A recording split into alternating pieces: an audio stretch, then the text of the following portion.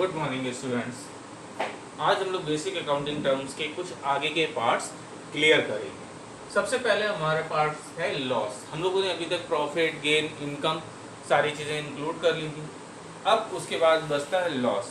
The term convey two different meaning. First, it conveys the result of the business for a period when total expenses exceed the total income. Means कब loss होगा हमें?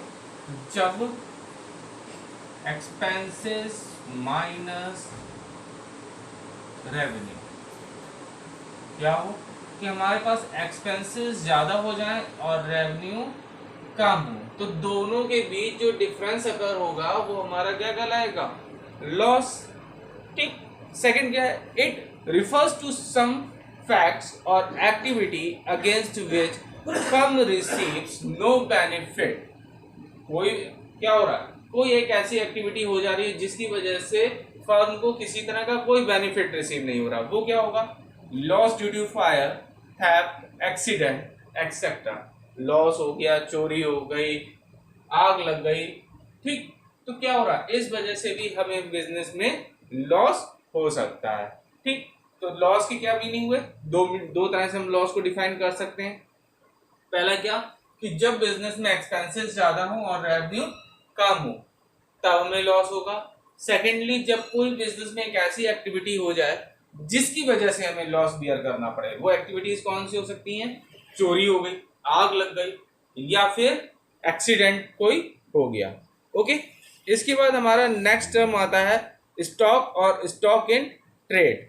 The term stock includes the value of those goods which are purchased for reselling. Okay. क्या means हुआ कि ऐसा product या ऐसी unit या ऐसा मटेरियल जिसको हमने रीसेल पर्पस से परचेज किया, और रीसेल पर्पस मींस हमने पुनः बेचने के लिए परचेज किया, and which are lying unsold at the end of accounting period, और जो अकाउंटिंग पीरियड के एंड में हमारे पास रह जाए वो हमारे लिए क्या कहलाएगा? स्टॉक और स्टॉक इन ट्रेड। मींस क्या हुआ? ऐसा कोई प्रोडक्ट, आइटम या गुड्स जो हमने रीसेल पर्पस के लिए परचेज किया था, लेकिन eight the end of accounting year हम उसको सेल नहीं कर पाए हैं, जो हमारे पास स्टॉक बच गया है, वो हमारा क्या कहलाएगा? Stock in trade. Stock in trade को हमने दो कैटेगरी में बांटा है, ओपनिंग स्टॉक और क्लोजिंग स्टॉक। जब हम फाइनेंशियल ईयर की बात करते हैं, फाइनेंशियल ईयर की जब हम बात करते हैं तो क्या होता है? हमारा स्टार्ट कब से होता है? अप्रैल टू नेक्स्ट ईयर की मार्च तक। ठीक। अब हमने बताया कि जो हमारे पास लास्ट में बचा, यानी जो हमारे पास 31 मार्च है, मान लो 20,000 का स्टॉक बचा, इसको मान लेते हैं 2019 2020। ठीक। तो ये तो एक फाइनेंशियल ईयर की बात हो गई, लेकिन जब हम सेकंड फाइनेंशियल ईयर की बात करेंगे तो वो कहां से स्टार्ट होगा? 1 अप्रैल 2020 टू मार्च 21। अब ये स्टॉक हमारे पास रुका रहा तो खत्म तो हुआ नहीं होगा, तो उसका क्या किया होगा? हमने अप्रैल के स्टार्टिंग में इसको दिखा दिया होगा।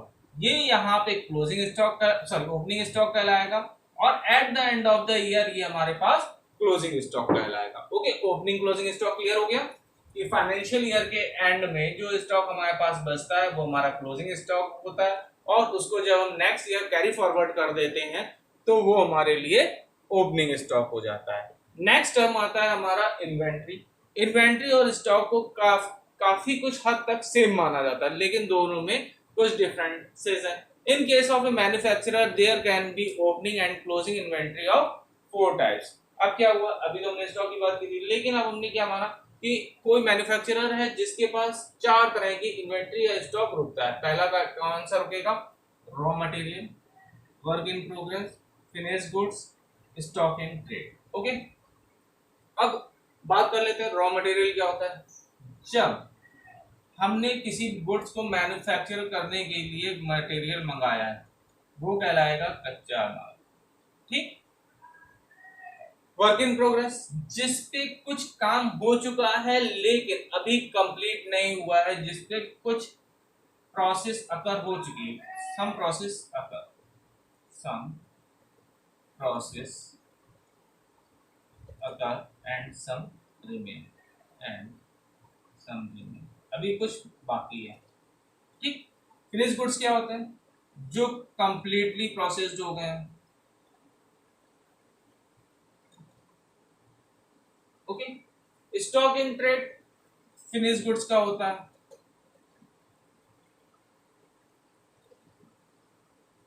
ठीक, अब इन्वेंट्री में क्या हुआ, जो हमने प्रोडक्शन के लिए रॉ मटेरियल बचाया मंगाया था उसका कुछ स्टॉक बच गया।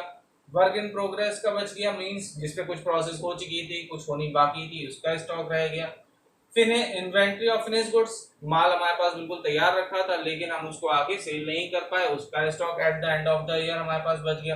Last, inventory of stock in trade, जो स्टॉक हमने रीसेल पर्पस के लिए मंगाया था लेकिन उसमें से भी कुछ स्टॉक बेच हम नहीं पाए, वो स्टॉक भी हमारे लिए कुछ ना कुछ बच गया, तो वो हमारे लिए कहलाएगा inventory of stock in trade. Okay, inventory of raw material, it includes inventory of raw material purchased for using them in the products manufactured but is still lying unused, जिसको अभी तक हमने यूज नहीं किया है। Inventory of work in progress, it is also termed as inventory of partly finished goods, it means good in semi finished form, जिसपे अभी क्या हुआ कि कुछ काम तो हुआ लेकिन अभी पूरी तरह से वो कंप्लीट नहीं हुआ। Need further processing for converting into finished product, जिसपे अभी कुछ ना कुछ होना बाकी है फिनिश्ड प्रोडक्ट में कन्वर्ट होने के लिए। फिर आता है inventory of finished goods, it includes the inventory of those goods which have been completely processed and are ready for sale but are lying unsold at the end of accounting period, कि process तो पूरी हो चुकी, complete goods तैयार है लेकिन अभी भी हम उसको बेच नहीं पाए, जो हमारे पास स्टॉक में रुका हुआ है वही हमारी इन्वेंट्री ऑफ फिनिश गुड्स कहलाएगी। Inventory of stock in trade, it includes the value of those goods which are purchased for reselling, ऐसा स्टॉक ऐसा गुड्स जिसको हमने रीसेलिंग के लिए परचेज किया था जिसको हम अभी बेच नहीं पाए, वो हमारा क्या कहलाएगा, inventory of finish goods. Okay, next term हमारा आता है goods. Goods include all those things which are purchased for resale or which are used for producing finished product which are also meant to be sold, ऐसा कोई stock item जिसको हमने या तो manufacturing या रीसेल पर्पस के लिए purchase किया हो, जिसको हम अपने पास रोकना नहीं चाहते हैं, जिसको हमारा मेन मोटिव ही है कि उसको सेल कर दें, वो हमारे लिए क्या कहलाएगा, स्टॉक कहलाएगा। ओके, नेक्स्ट टर्म आता है हमारे पास वाउचर। एक टर्म और हम लोग देख लेते हैं यहाँ पे, वाउचर। ठीक, वाउचर क्या होता है? अ voucher is a document which provides the authentication to pay and on the basis of which the business transactions are first of all recorded in the books of accounts. A separate voucher is prepared for each transaction. voucher के बारे में हम लोग पहले भी बात कर चुके हैं जब हम लोग बात करते थे identification of transaction in financial nature. जैसे ही कोई इकोनॉमिक एक्टिविटी हुई हमने उसको रिकॉर्ड किया, रिकॉर्ड कैसे करेंगे, सबसे पहले हम एक वाउचर तैयार करेंगे, वाउचर के थ्रू ही हम उसको बुक्स ऑफ अकाउंट्स में नोट करते हैं। अब एक्चुअल में वाउचर होता है क्या? वाउचर होता है जैसे सेल रिसीट तैयार होती है उसी टाइप से एक प्रूफ तैयार होता है जिसके थ्रू हम बुक्स ऑफ अकाउंट्स में एंट्री पास करते हैं। ठीक, ये आज के आपके टर्म्स हो गए। इसके आगे भी अभी कुछ टर्म्स बाकी है, उनको हम लोग नेक्स्ट वीडियो में करेंगे। Okay, thanks.